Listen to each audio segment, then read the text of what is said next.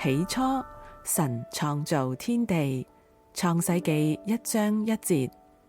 深入思考希伯來原文起初呢個字係好重要嘅，因為使徒約翰喺佢嘅福音書開頭就用咗同一個字，中文嘅翻譯係太初，即係起初有道。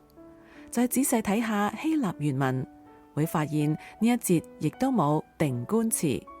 太初有道帶有同樣嘅時間議題。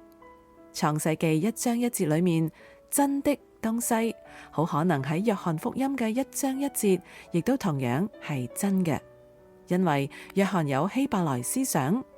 我哋再次睇到，如果唔先了解舊約講啲乜嘢，就冇辦法了解新約。不過有一點好重要，呢個道即係話係神，而且從亙古到永遠都係神，佢完全參與喺萬物嘅創造裏面。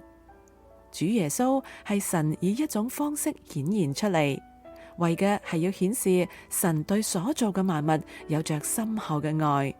主耶穌係以血肉之軀顯現出嚟嘅起初，佢係首先嘅，係頭，係最高嘅，係源頭，係超乎一切嘅神。或者主耶穌話生命在他裏頭，呢一句話嘅意涵比我哋想象得到嘅更為豐富。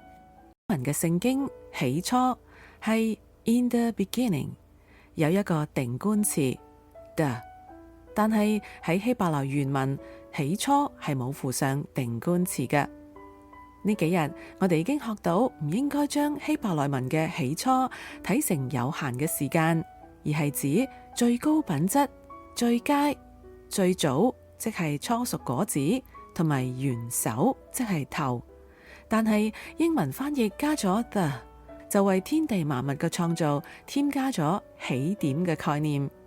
如果唔加 the， 呢個字嘅原文係乜嘢意思呢？佢意味住天地萬物並非憑空出現，而係當神決定要創造天地萬物嘅時候，所有嘅物質宇宙先至被神創造出嚟。神唔係被逼創造，而係因為佢刻意決定要我哋存在。因此我哋曉得，若非造物主美好嘅旨意，一切受造物，包括你同我，都冇必要被造。我哋之所以存在，乃係因為神要我哋存在，佢好重視我哋。我哋仲可以從中得到啲乜嘢信息呢？呢個字俾我哋知道，自己唔係每一件事嘅中心，我哋唔係上帝，我哋與天地萬物一樣，都係受造物，冇辦法自給自足。從呢一個層面嚟睇，我哋同其他所有嘅萬物冇乜嘢唔同。但係神仍舊愛我哋，而且仲愛得好深，感謝神。